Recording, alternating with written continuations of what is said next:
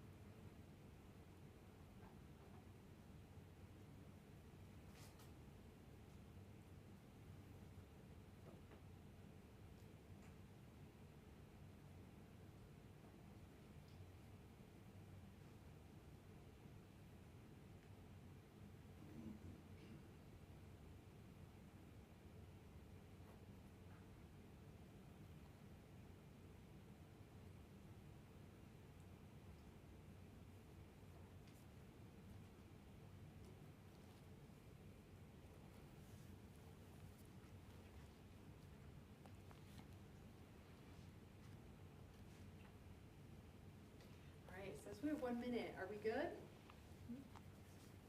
Are we live? Okay, awesome. Well, welcome. I'm Kara Ripley. I'm the Adult Services Librarian across the street there at the library, and I'm really excited tonight to have Theresa Nelson with us to talk about native plants. In 2 weeks, we have another program where we will do some winter sowing, and she'll be leading that one as well. And I'm sure Theresa will have lots to talk about. She is known in the community as a member of the Oregon Nature Alliance and provides great leadership about nature things. So really happy to have Theresa with us tonight. And so here we are. Thank you. Thank you.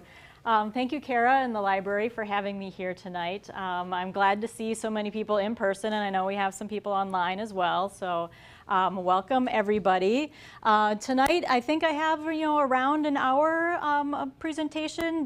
Kind of depends on how many questions we get. Feel free, for those of you in the room, to ask questions as we move along. If it's something that I'll talk about later, I'll just say wait, and you'll hear it in a little bit. So feel free to do that. And yeah, with that, I think we'll get moving.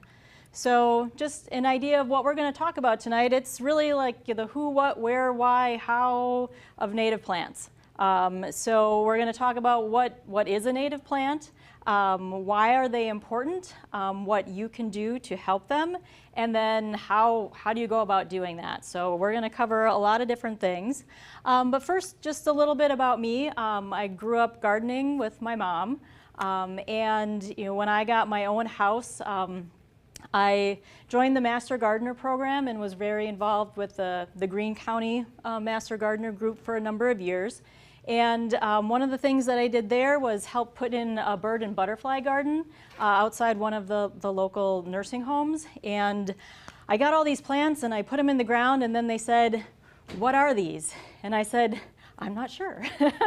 I will figure it out." And it was kind of through that process of looking at the plant, looking at the flower, trying to figure out what its name was, getting to know the plants, that really started to get me into native plants. And then once you kind of learn that, you start seeing them places, and then it just sort of grows from there. But then when I moved to Oregon, and built a house, I did want to put some native plants in there, and I didn't want to pay for all of the native plants because it can get kind of expensive. So through some of the connections I had in the community and some research online, I started growing native plants and ended up with a lot of plants. And so I did a little garage sale of plants, and I've just kind of continued to grow plants since then. That was, I think, 2014, 2015 when I started growing native plants. And now I grow over 100 species of native plants in my backyard and in the house and every place that I can find a spot for plants.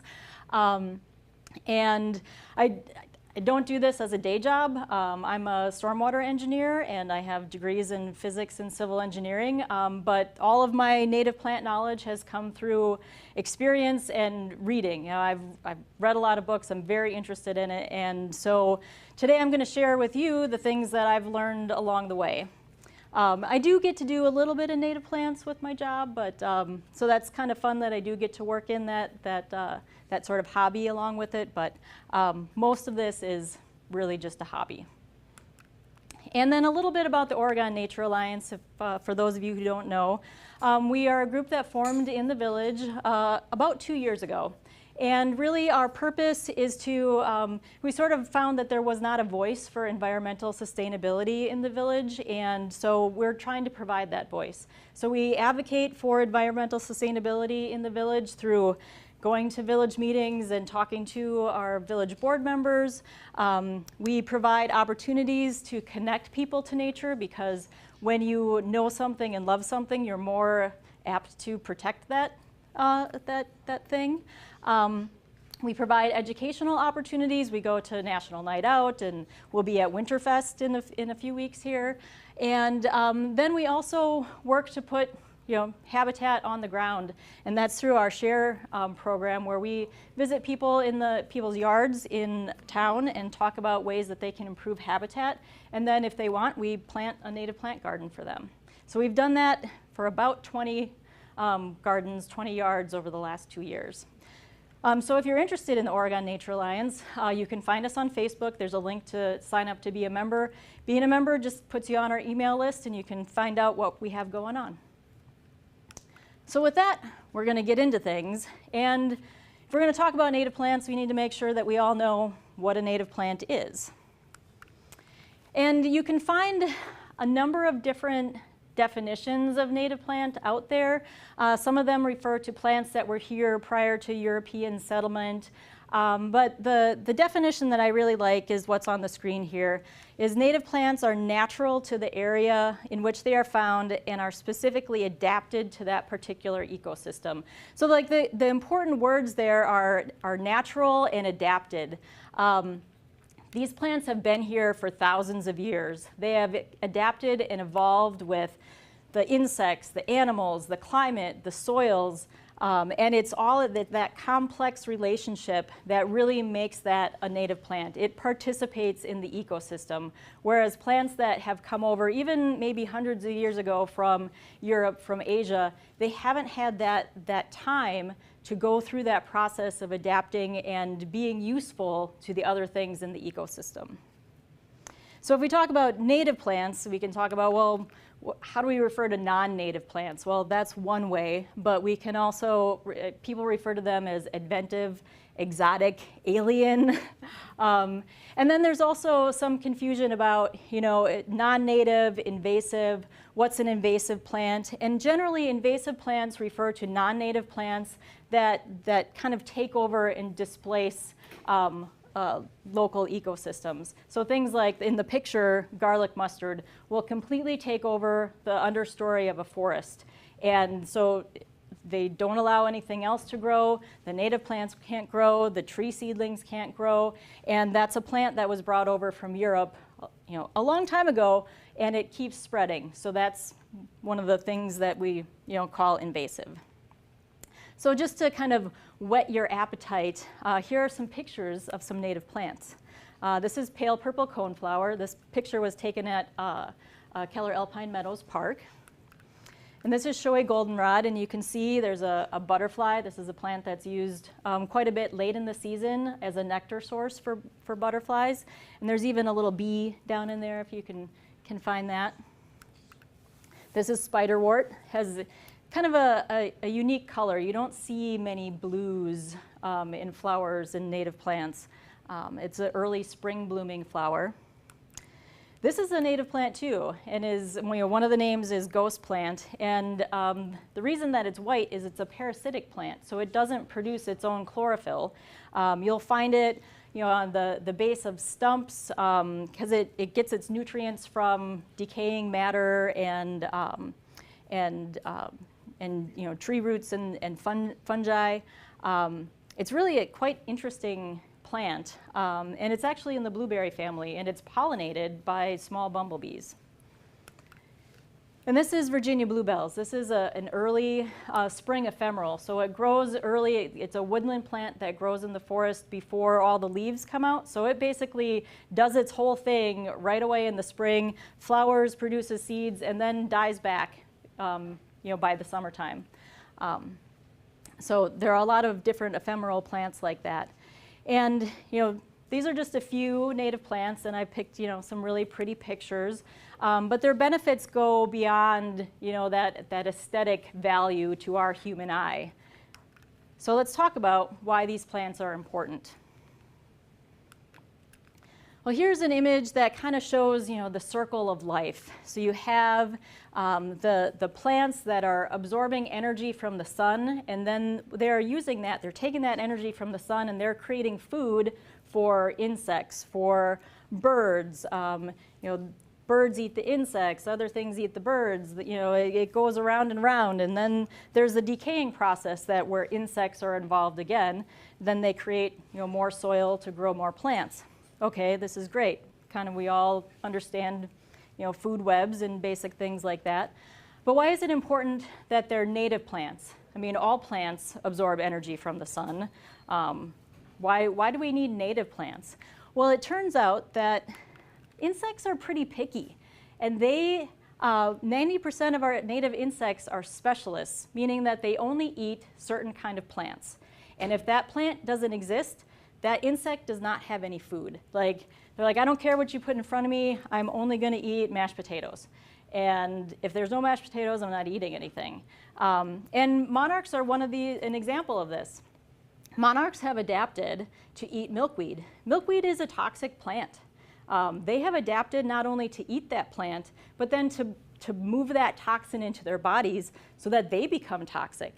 So, if a bird tries to eat a little monarch caterpillar, it might not taste so good, and they might spit that caterpillar out.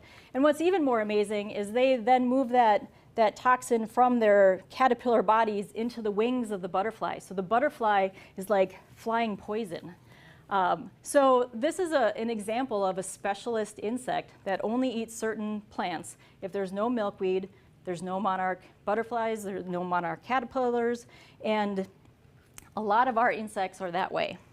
Okay, so we need native plants to have insects. Why do we really care about insects? Well, if we think about that circle of life in that food web, birds eat caterpillars and insects, and actually it takes thousands of caterpillars for a bird to raise a single clutch of young birds.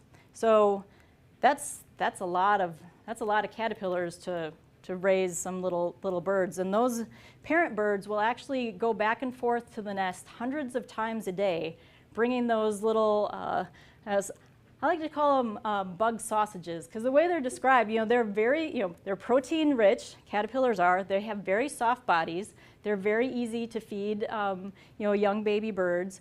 And the thing is, they need thousands, and they can't, if they're coming back and forth hundreds of times, they can't be flying miles and miles away to get that food.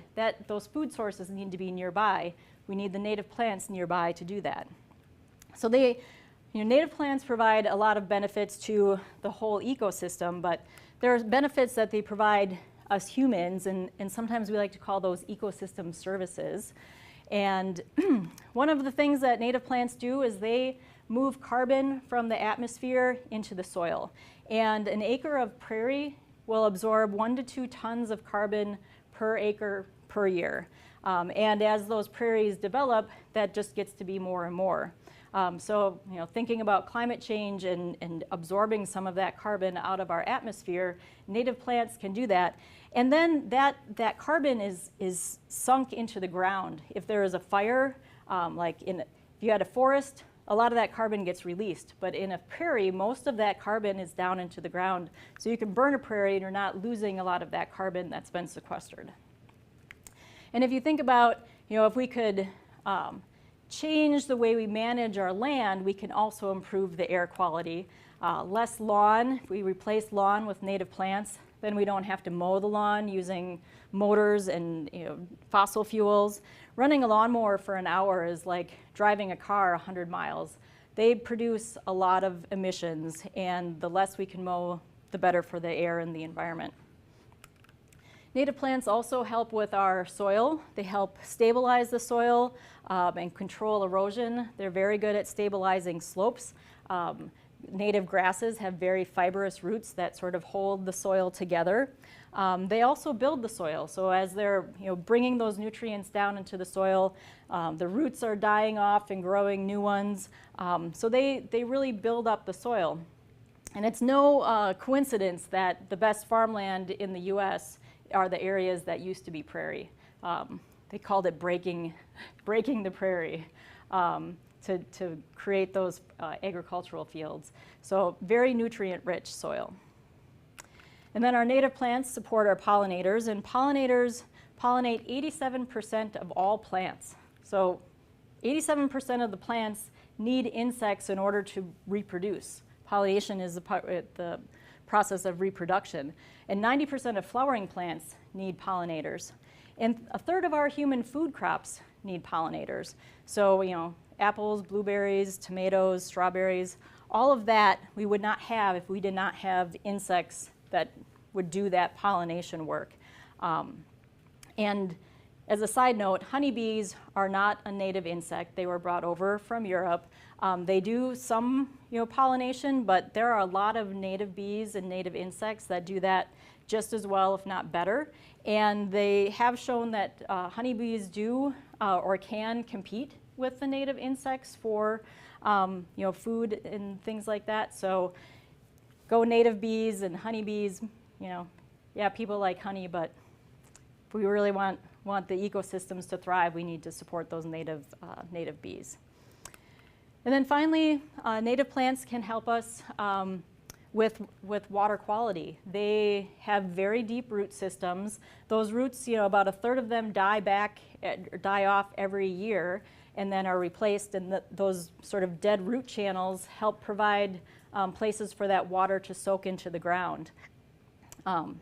And they also can kind of soak up pollutants as things go into the ground as well. A prairie can absorb 9 inches of rain, which is pretty amazing when you think about, well, man, we're getting these bigger and bigger rainstorms. If we convert more land to prairie and native vegetation, we can really do a lot to mitigate flooding by absorbing that water into the land as opposed to it running off. And this is just an image that kind of shows some of those differences between root structures of some of the more common non-native plants, spirea, daylilies, you see those everywhere. They have root systems that maybe go down 1 to 2 feet, whereas some of the native plants can go down up to 15 feet. And you'll see our little turf grass there has root systems that go down a couple inches. They do very little to improve the soil. Turf grass does not provide really great infiltration. If we really want to improve our soil, improve our infiltration, we should be looking at planting more native plants. So the native plants have all these benefits, but really there are a lot of really big threats to them and the ecosystems that they support. Some of those main threats include chemical pesticides. Think about all of the agricultural crops that are sprayed, thinking about all of our lawns that are sprayed and things like that. Chemical pesticides are a pretty big problem. Invasive species, like I said, those plants that came in from other areas that kind of take over and they displace, if there were native plants there, they're not there now because those invasive species have taken over.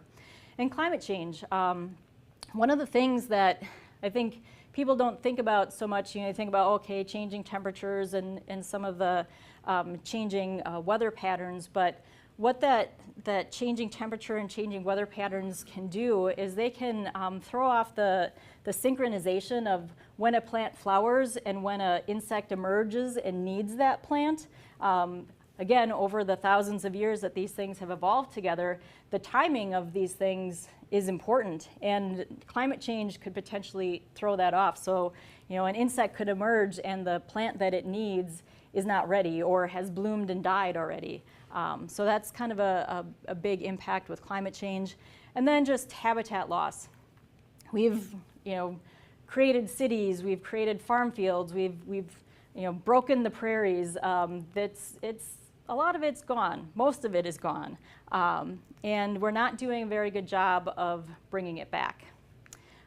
So when I think about, these main threats, one of the things that's right there in our backyards is the lawn.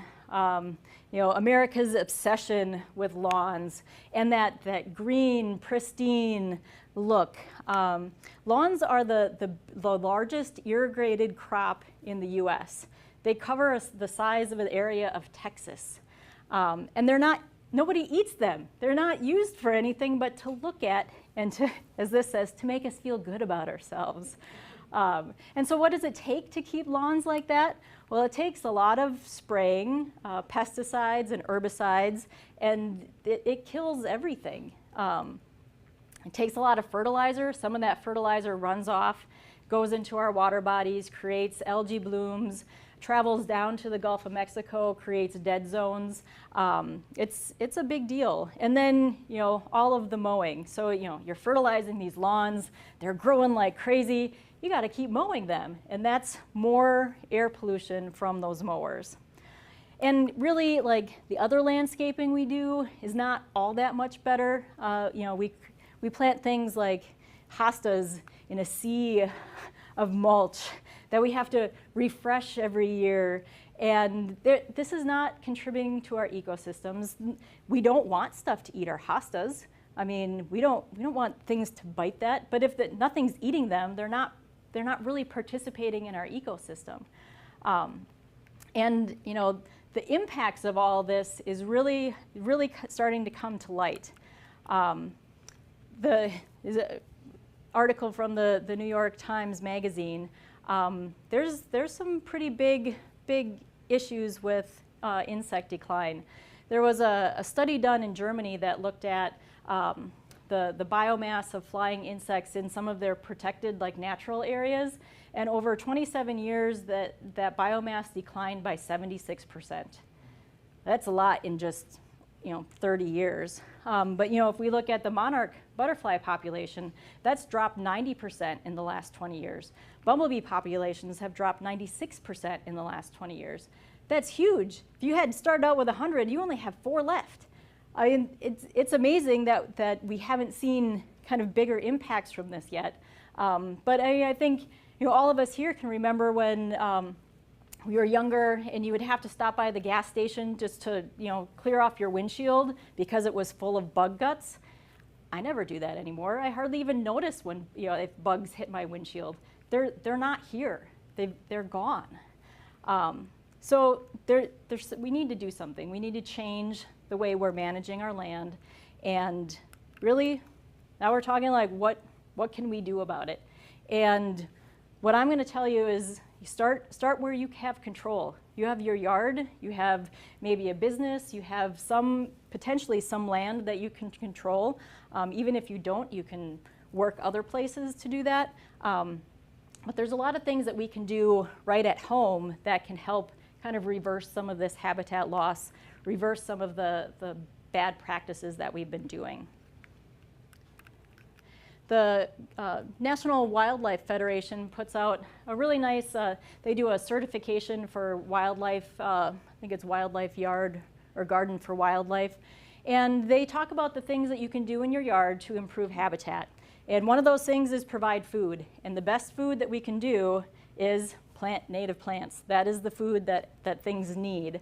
Some of the other things that you can do, add a water source, even a small bird bath is very useful in that respect.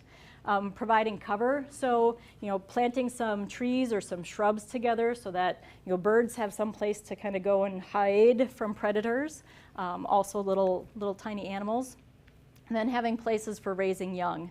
And then along with that, along with sort of doing those things in your yard, maybe stop doing some things. Eliminate pesticides and herbicides and fertilizer use. Start doing some sustainable practices. Conserve soil and water. People that have those nice bright green lawns, they keep them green all summer because they're using, they're irrigating their lawns. We don't need to do that. And then controlling invasive species. And one of the things that you can do for that is just start to learn what some of the common invasive species are. In the yards that I've visited over the last couple years, there's been 20-foot tall buckthorn trees, and buckthorn is a highly invasive shrub tree that produces berries, and then the birds eat the berries and they spread them everywhere, and you will have a forest floor covered in buckthorn. And people are like, oh, I want to save this tree. I'm like, do you know what this is? Please cut it down. So just learning about some of those more common ones and taking a look around your yard. Do I have some of these here? What can I do to get rid of them? But really, in the words of entomologist and author Doug Tallamy, we need to bring nature home. We no longer can afford to visit nature on the weekends because there's not much left. I mean, we can't rely on publicly owned lands because 90% of the land in the United States is privately owned. There's just not enough to rely on somebody else to do this work. There's not enough conservation professionals to do this on their own. We have to help. And we can't do it just all by ourselves, because if we do it, but we're not providing those connections, we still have fragmented habitats which don't allow those wildlife and other things to move and have the space that they need. You can do some with a little, but if you connect it with your neighbor who connects it to their neighbor who connects it to the park that hopefully we can plant in native plants, that's a much larger area that provides more habitat than each of those individual ones by themselves. So we need to connect habitats because some of these insects they don't fly very far to find their food. Oregon itself is about 2 miles wide, so monarch butterfly, yeah, it goes to Mexico. It can go around a few places, but a bumblebee really only travels about 1 mile. So a bumblebee couldn't go from one side of Oregon to the other to find food. We got to provide some spaces in between. And then if you think about what they have on the bottom of here, bicolored green sweat bee, only travels about 500 feet. That's like 1 to 2 blocks. So we really can't do this alone. We have to encourage our friends and neighbors to do this as well. Any questions coming up yet?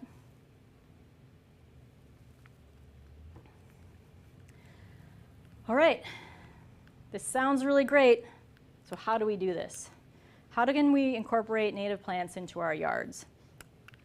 Well, there's a lot of different ways you can do it. It doesn't have to be like I have to get rid of all of my lawn and plant a prairie.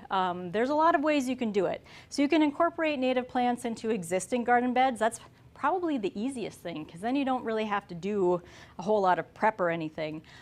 This is actually, my neighbors have a lot of native plants because I give them plants. So this is one of my neighbors, and this is brown fox sedge that we planted along the front of their retaining wall because they said, oh, this is a spot, anything I plant here, nothing grows. And really, again, it's about finding putting the right plant in the right place, and this plant was the right plant for the right place. It's been doing really well there. Another existing garden bed that we did through the Oregon Nature Alliance, before we got there, it had, I think, a weeping cherry and another little plant, and that was really about it. We added 15 native plants to that garden bed, and in the picture here, they're pretty small, but we provided flowering plants from We had spring plants and summer plants. I don't think we managed to get any fall flowering plants in there, but really like improved the diversity quite a bit in that small little garden bed. And we just dug in and put some plants in. We didn't have to do any prep or anything. And this is another one of my neighbors who had just, you know, a little spot along the corner of their garage where their sidewalk kind of went around to their side door. I think it had a spirea in it, which we left, but then we planted a whole bunch of other native plants in there, and that butterfly weed, the orange there, just loved it. It was a great spot. I go back and I collect seeds from that plant because it's doing really well there. And so finding other opportunities around your yard for incorporating native plants.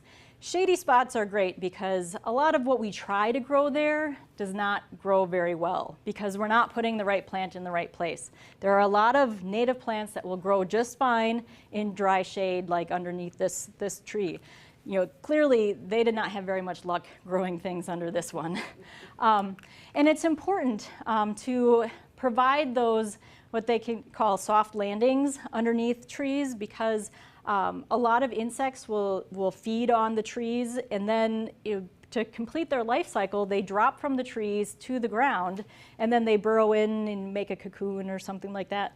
But they can't do that if underneath the tree is lawn and turf grass that keeps getting mowed and sprayed and things like that. So wherever you can, provide those soft landings. Leave the leaves there. Plant native plants under it. Don't mow it. Don't compact it. Give those creatures that are using those trees someplace to land so that they can kind of complete their life cycle and move along.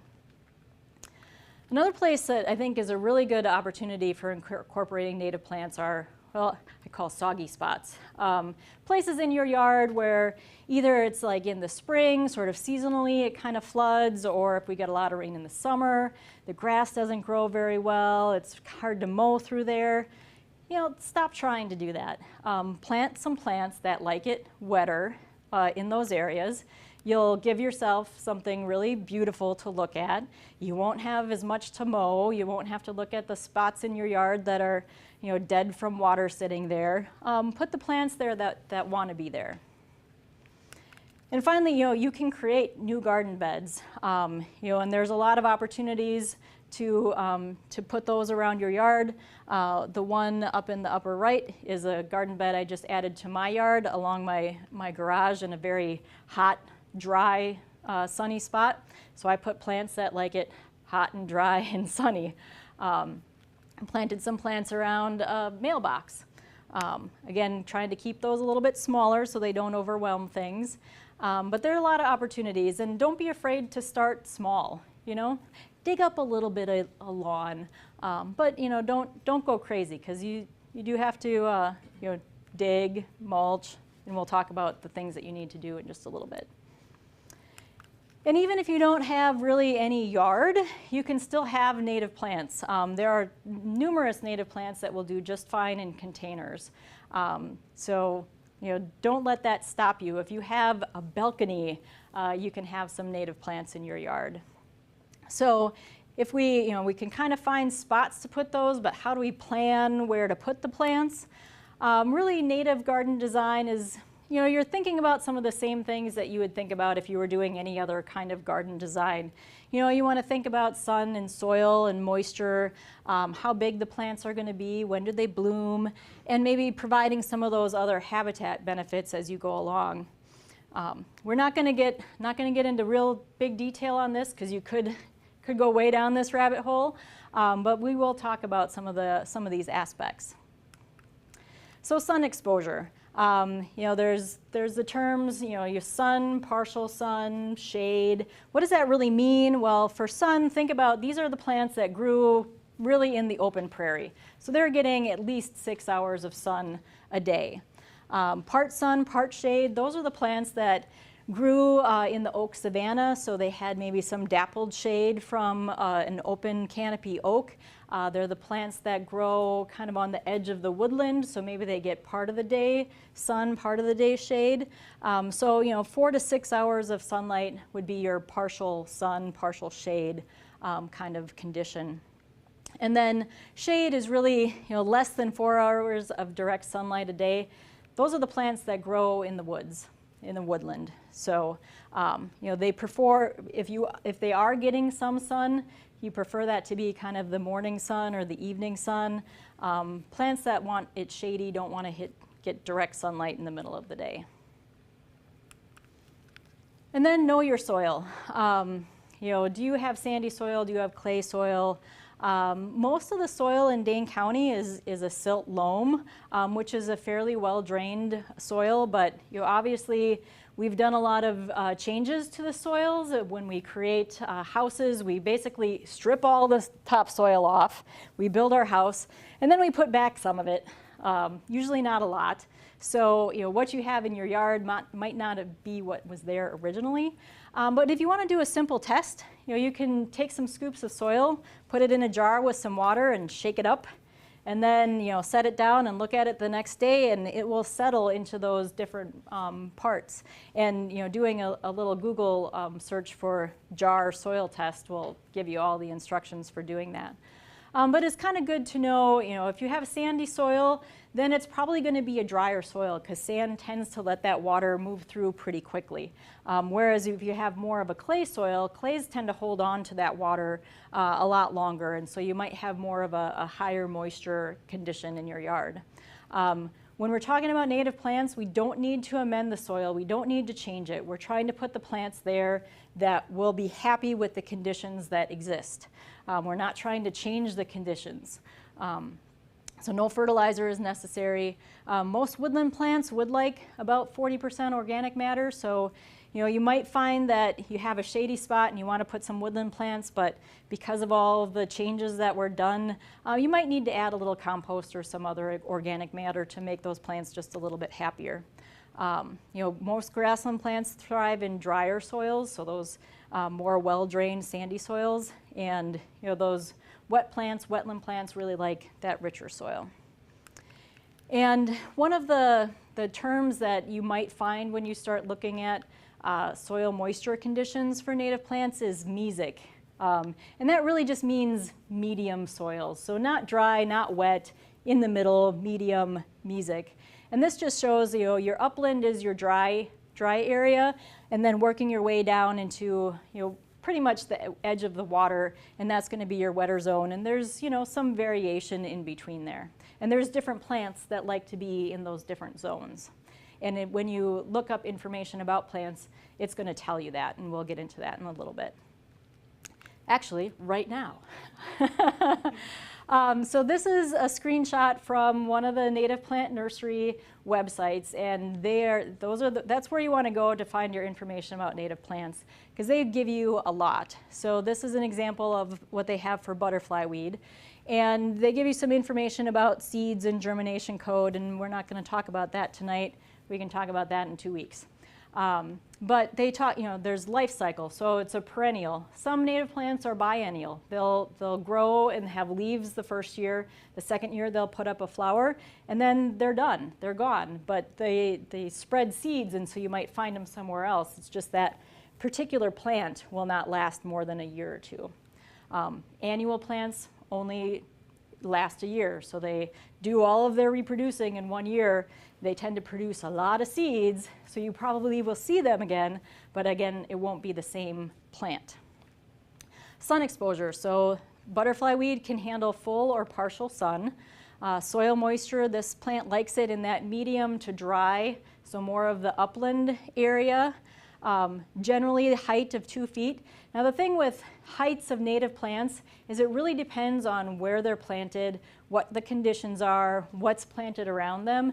So when you look at what they say for heights, it's going to be an average. Sometimes it might be a little shorter, sometimes it might be a little taller. A lot of times when we start out planting native plant gardens, our plants aren't very close together, and when they don't have that root competition, they tend to get a lot bigger.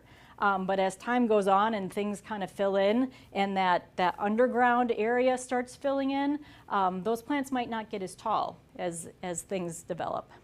Bloom time, so this blooms generally June, July, August. The color is orange. they give some advantages. So, if this is a plant that pollinators like, or bees, or maybe the deer mostly leave it alone, I would take the no deer, no rabbit thing and with a grain of salt, because, if animals are hungry enough, they're going to eat just about anything. Anybody who's familiar with gardening, it's all about, the USDA zone.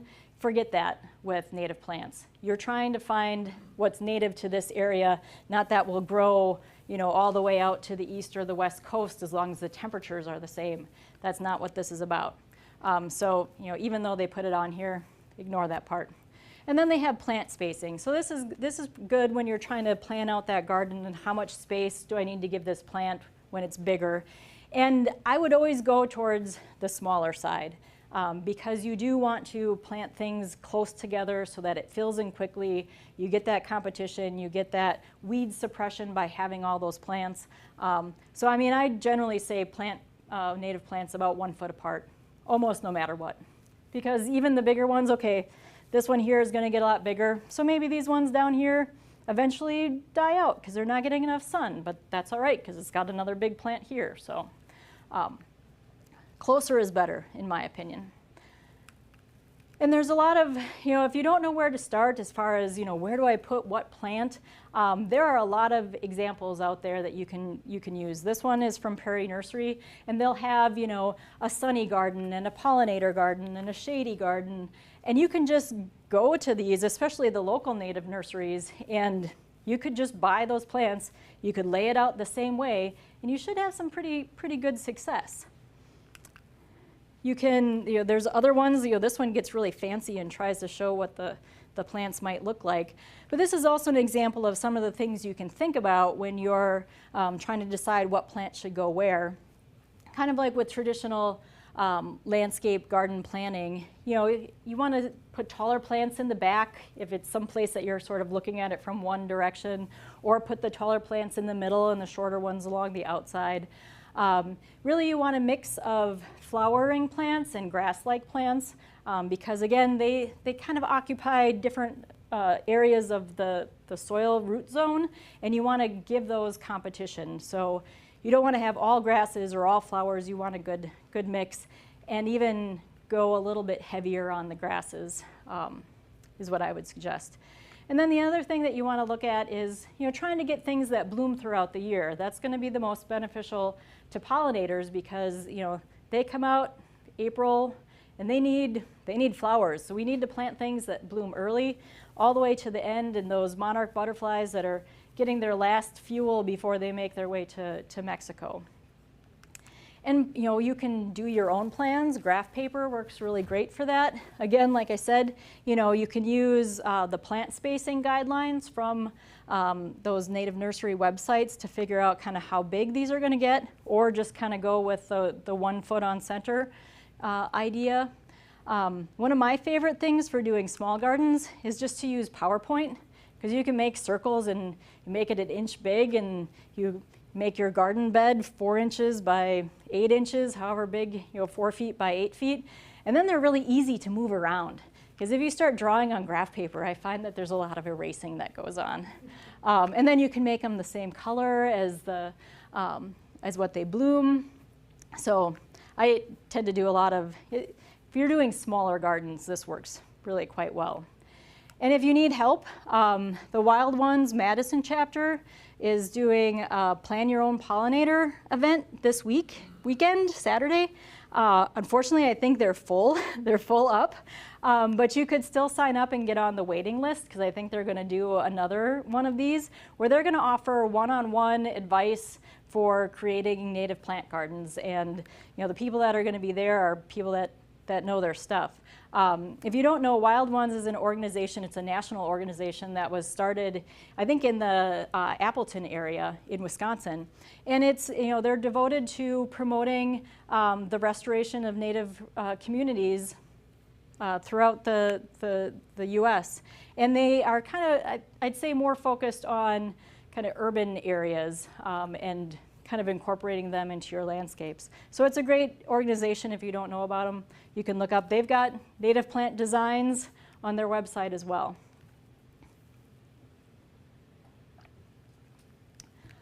So if we have a plan, how do we go from our plan to kind of implementation? So there, if you're creating a new garden, there are a few steps that you should go to so that your plants will have the greatest success. And those are vegetation removal. Edging is optional, but I'll tell you some reasons why you might want to do that. Mulching, very important. Methods for planting, and then what you have to think about kind of to maintain it. And the first thing that you need to make sure that you are removing from any place you're going to invest in native plants is invasive species. Because if you don't do that, they're just going to be a problem moving forward, and then you'll have to figure out how to get rid of them while still protecting your native plants. So these are some very common invasive species. Garlic mustard tends to grow in more shady areas.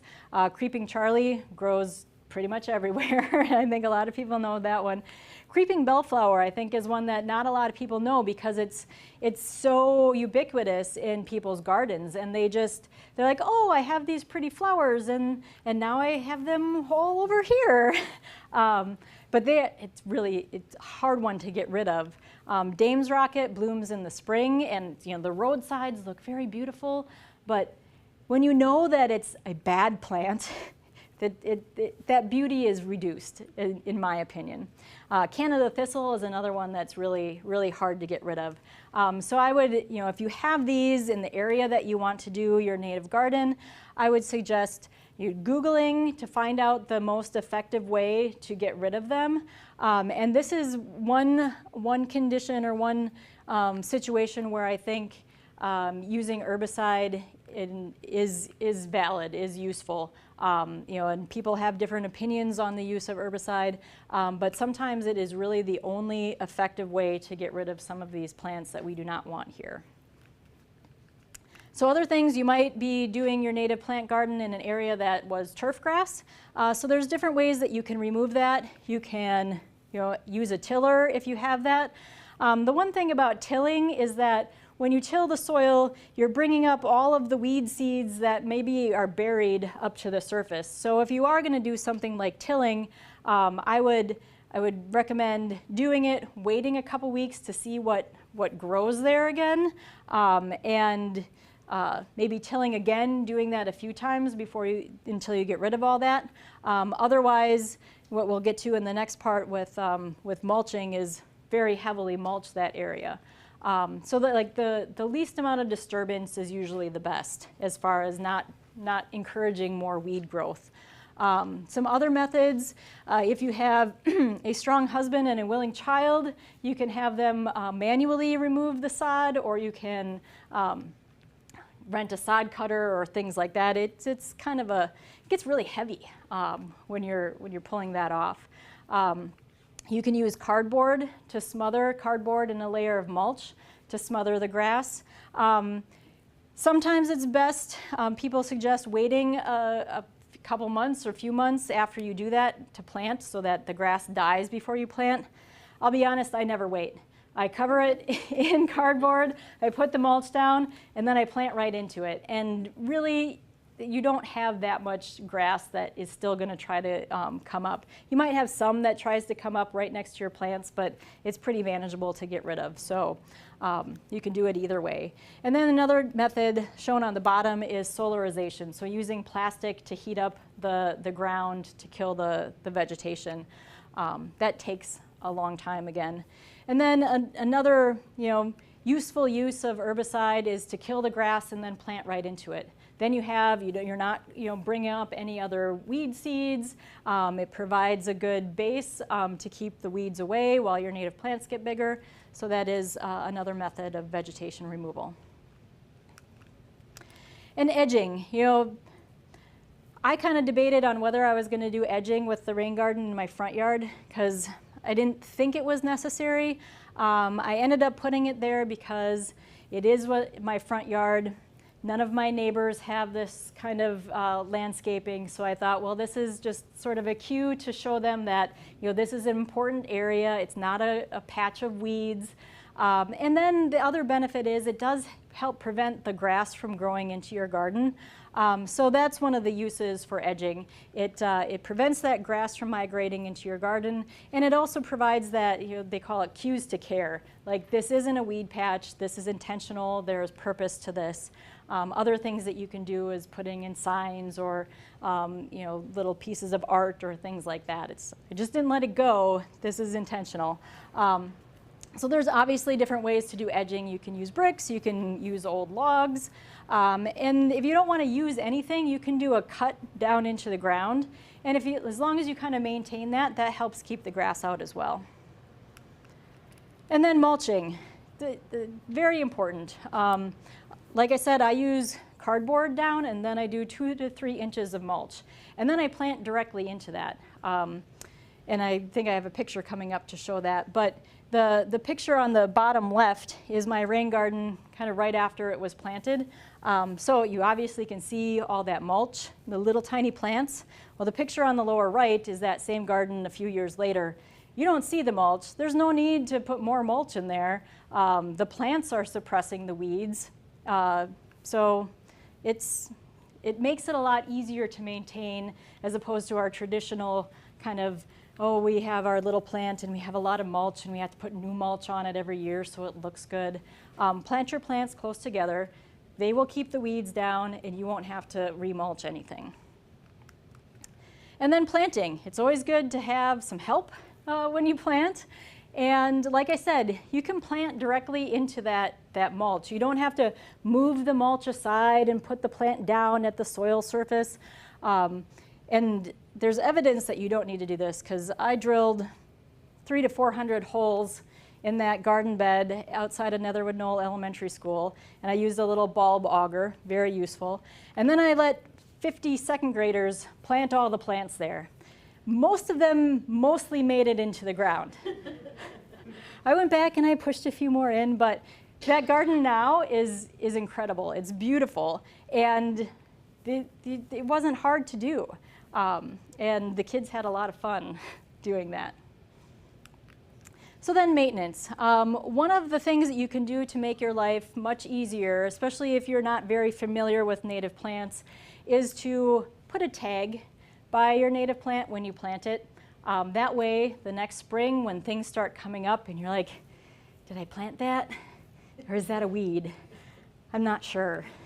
And I do this too, because I'll go in and I'm like, oh, that's totally a weed. And I pull it and I'm like, oh, look, that's potting mix.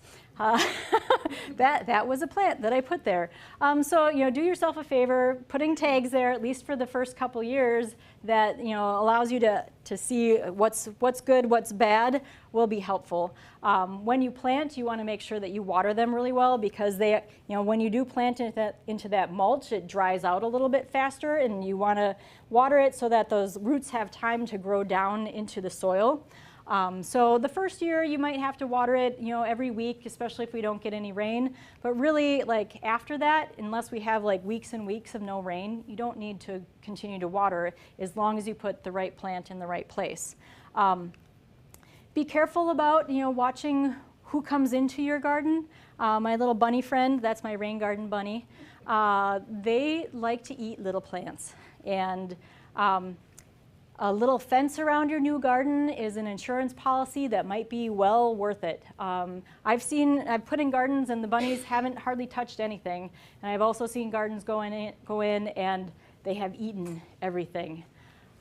We had planted one garden in 2021 that I visited this past year, and I come up to the homeowner and she's like, they're all gone. And I'm like, oh, that can't be. And she's like, the bunnies just ate everything. And I go back and I look at her garden and they had pretty much eaten everything. But the plants were still there. Most of them were still there. They were just really, really small. So they fenced the area. We put in some new plants, and I think it's doing a whole lot better. I have had some success with animal repellents, like when you first plant, like spray those on maybe every couple weeks. And then once the plants get bigger, the rabbits generally tend to leave them alone. And I say generally because sometimes they still come and eat stuff. And my solution to that is just more plants. It's really my solution for pretty much anything. It's more plants. If you have insects eating your plants, well, that's good. but more plants. And then, as far as maintenance is with the dead vegetation, brown is a very pretty color too, and those stems in the winter and fall provide habitat for other insects. They burrow into the stems of the plants and they overwinter there. So it's really important to leave that vegetation as long as possible. And you get some really cool looking plants in the winter when the frost comes or the ice comes. Really nice. So then, in the spring when it starts warming up, if you feel the need to cut things down, that's fine, but try to leave it up over the winter. So we've talked about, where to put it, how to do the garden, but we haven't talked about where do I find these plants? And that's what we're getting to right now. But the first thing I need to do, besides take a drink of water, is this public service announcement. So native versus nativar. So nativar is a native cultivar. And you will find native cultivars or nativars for sale many places. And one of the ways that you can tell the difference between the native straight species plant, the plant that if you collected seeds in nature and grew it again, that's the plant you would get, versus something else, is the name in quotes. So both of these plant tags say, coneflower, Echinacea purpurea, but the one further up says Echinacea purpurea, pow wow wild berry. So when it has that additional kind of fun name, that's your clue that that's a cultivar. And one of the issues with cultivars is that a lot of times they're propagated vegetatively. So a plant is divided or cloned. So you basically have the same DNA, the same exact plant going out. So you don't have that genetic diversity that you get with the straight species. And that lack of genetic diversity could, if conditions change, you don't have that resiliency that the diversity gives. The other problem is sometimes, and you can see in the pictures up here, is it changes the plant quite a bit. They make it a different color. They completely change the structure of the flower. The bees that visit the flower in the lower left might not even recognize that those other flowers are something that they can get food from. And there hasn't been a lot of research done on this, but what they've seen so far is that cultivars that only change the size of the plant, so there's a cultivar of New England aster that's, I forget what it's called, but it's a shorter one, because New England aster can get really tall, but it's a shorter one. The flowers are pretty much the same, the leaves look the same. From the research so far, it shows that, that's probably all right. I would still encourage you to try to get the straight species whenever possible. And the other thing, if they change leaf color, like leaves are usually green, but there's a cultivar that's purple, that's not good, along with the different kinds of flowers. So now that we're done with that public service announcement, we'll move on to places that you can get native plants. One of the places you can do is you can sign up for the Oregon Nature Alliance's SHARE program. We'll have that announcement, usually goes out sort of the end of June, early July, where you can sign up for a yard visit. We come and we talk about what you can do in your yard. If you're interested in a native plant garden, we find a place that you can put those plants. Then we ask you to kind of prepare that area, and then we come with the plants and we plant them for you. You can ask Rachel there. We did it at her house this past year. And then we also give away free plants at our Monarch Festival that we've done the last 2 Septembers. And we try to grow plants for that are good monarch nectar sources and milkweed plants. So those are a couple places. Generally when you're buying native plants, they're probably about this size. You can get them bigger. You're going to pay a lot more money for larger size pots.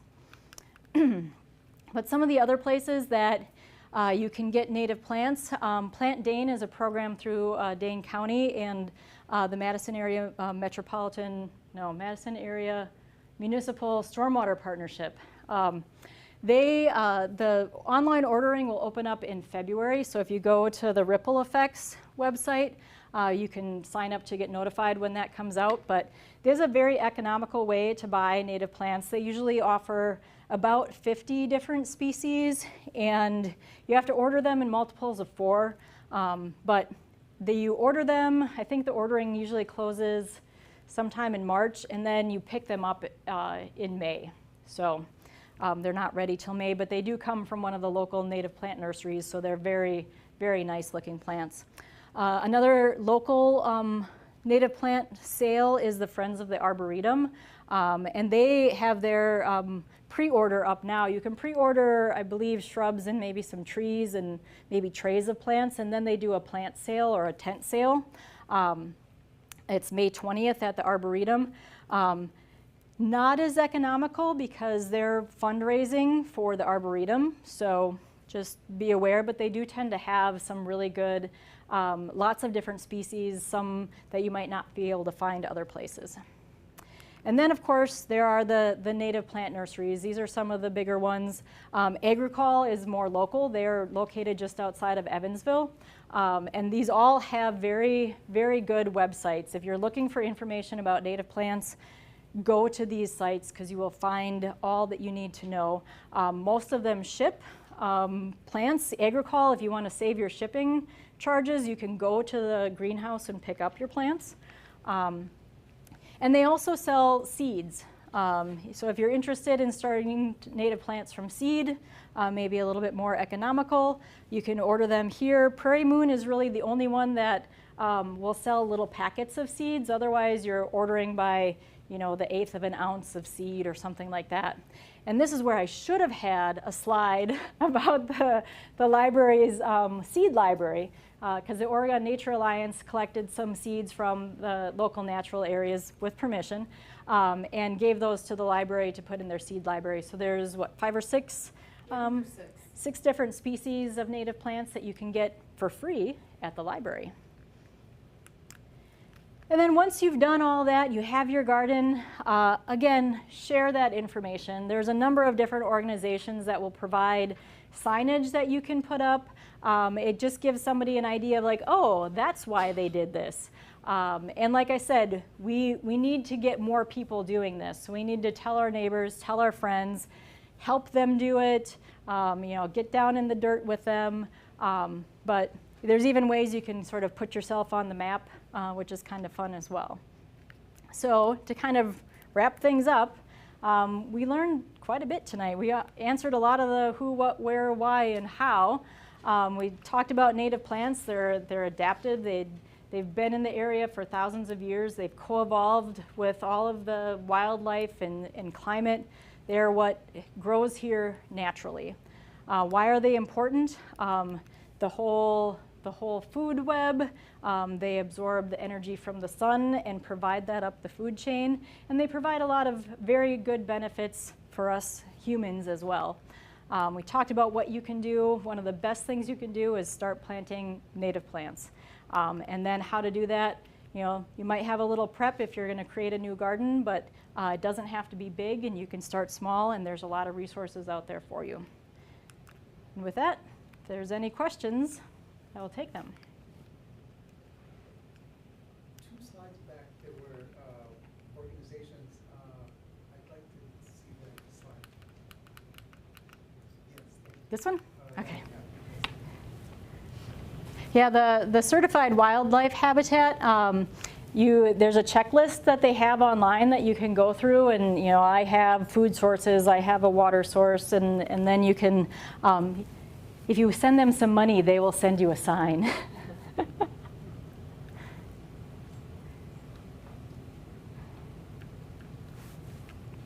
Some people in Oregon talking about jumping worms. Are you familiar with those? I am familiar with jumping worms. Jumping worms are considered an invasive species. They're a type of earthworm that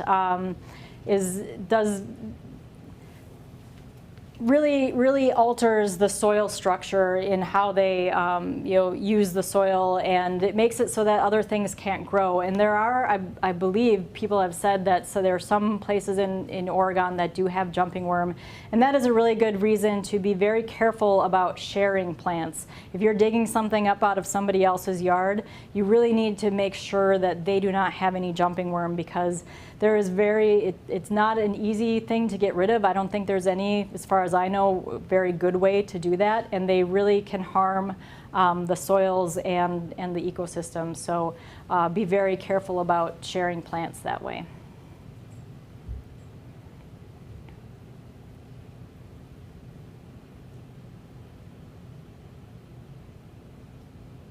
All right, well, I really appreciate you coming tonight and paying attention, and nobody fell asleep, I don't think, so thank you very much. And if you have any questions, feel free to email me there, and I'm always happy to help. And if you're interested in the Oregon Nature Alliance, look us up on Facebook. Thanks.